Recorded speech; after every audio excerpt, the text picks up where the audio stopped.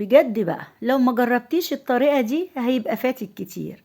طبعا كلنا عارفين صينية العيد المشهورة هي الرقاق باللبن أو الرقاق باللحمة المفرومة، الاتنين مشهورين في عيد الأضحى. كل سنة وانتوا طيبين. لكن النهاردة هنعمله بطريقة جميلة جدا، صينية الرقاق باللبن. يعني بالمختصر كده، لا هنبل رقاقة رقاقة ولا نهدر في اللبن ولا اللي يفيد يترمي. وكذلك لو هتعمليه بالشوربة انسي كل ده، وفي دقايق بالظبط هتكوني جاهزة بأحلى صينية رقاق. طب ايه الحكاية؟ تعالوا بس الأول نسمي الله ونصلي على رسول الله ونشوف هنعمل ايه. اللهم صل وسلم وبارك على سيدنا محمد وعلى آله وصحبه أجمعين. هاتي بقى الرقاق اللي عندك كده وابتدي كسريه ودغدغيه. يعني كمان لو عندك رقاق متكسر ما تزعليش، هتبقى خطيرة. طيب زي ما بقول لكم كده، الرقاق ده انا كنت جايباه يا جماعه. بصوا جاهز. انا عملت معاكم السنه دي رقاق الطري بس ما عملتش الناشف، وللاسف بقى جبت رقاق ناشف واستغفر الله العظيم يا رب، تخين كده ومش حلو خالص. يلا هنعمل ايه؟ هو كده الحاجات الجاهزه، عشان كده بقول لكم كل حاجه نعملها في البيت بايدينا انضف واحلى بكتير. عملته معاكم قبل كده، خلي بالكم، اللي هو الرقاق الناشف. والسنه دي عملت الرقاق الطري، بس قلت اشتري بقى كم رقاق ناشف كده علشان احيانا بحب اعمله باللبن كده، اللي هو زي ام علي كده.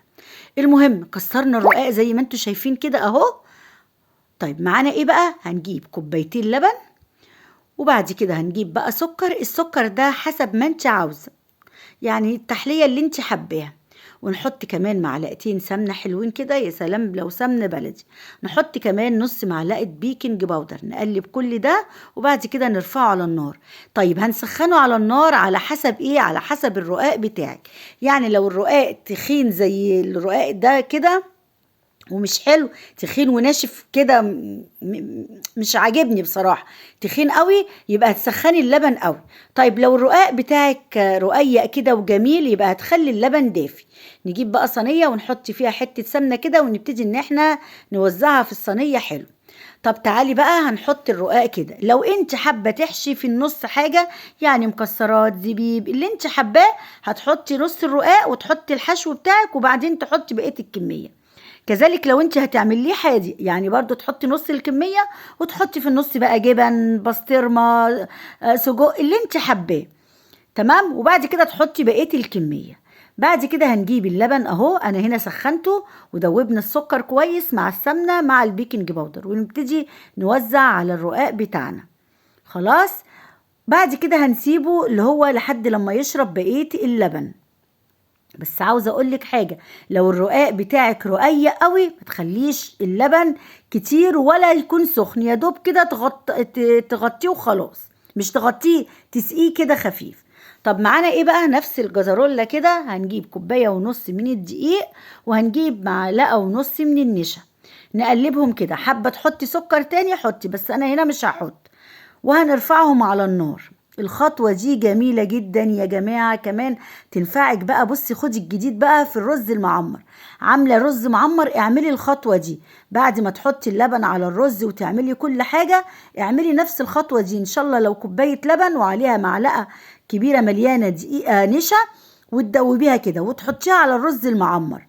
الله، بجد بتخلي الرز المعمر كده ليه طبقة كريمي ويبقى مفلفل من تحت وما يحمصش من فوق، لان كتير قوي بيشتكي الرز المعمر بيحمص مننا وبيبقى مش حلو. الخطوة دي بقى جربيها كده على الرز المعمر. بصوا بقى الرقاق شرب اهو اللبن خالص.